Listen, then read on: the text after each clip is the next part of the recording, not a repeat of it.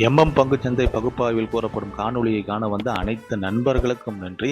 பங்குச்சந்தை பகுப்பாய்வில் கூறப்படும் காலைய நிலை கரடியின் மதிப்பு எந்த அளவுக்கு பங்குச்சந்தையில் தனித்துவத்தை ஏற்படுத்தி வருகிறது என்பதை பற்றி நமது காணொளியில் தெளிவாக சொல்கிறோம்.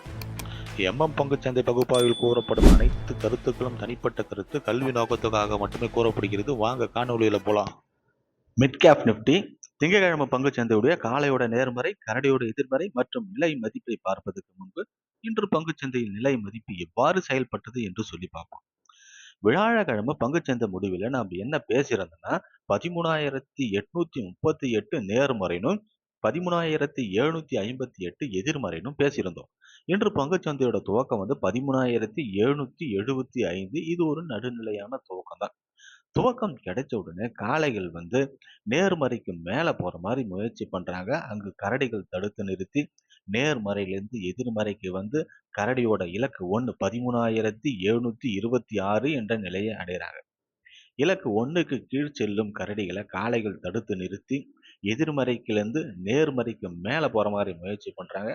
துல்லியமான நிலை 13,838 என்ற நிலைக்கு மேல் காளைகளை அனுப்பாமல் கரடிகள் தடுத்து நிறுத்தி அங்கிருந்து எதிர்மறைக்கு எதிர்மறையிலிருந்து கரடியோட இலக்கு 1 13,736 என்ற நிலையை அடைகிறாங்க.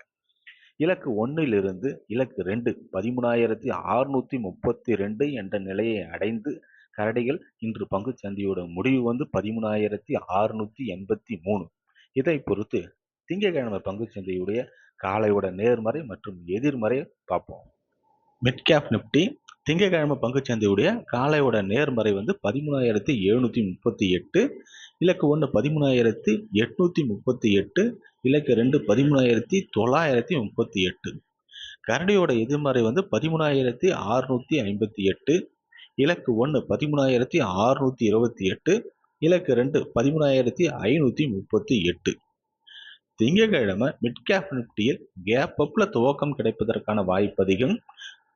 காலையோட நேர்மறை 13,838 என்ற நிலையை அடைவதற்கான வாய்ப்பு மிக அதிகம். பங்குச்சந்தை பகுப்பாய்வில் கூறப்படும் கருத்துக்கள், நிலை மதிப்புகள் உங்களுக்கு பிடித்திருந்தால் லைக், ஷேர், சப்ஸ்கிரைப் பண்ணுங்க. உங்கள் கருத்துக்களை கமெண்ட் பாக்ஸில் தெரிவிக்கவும். நன்றி.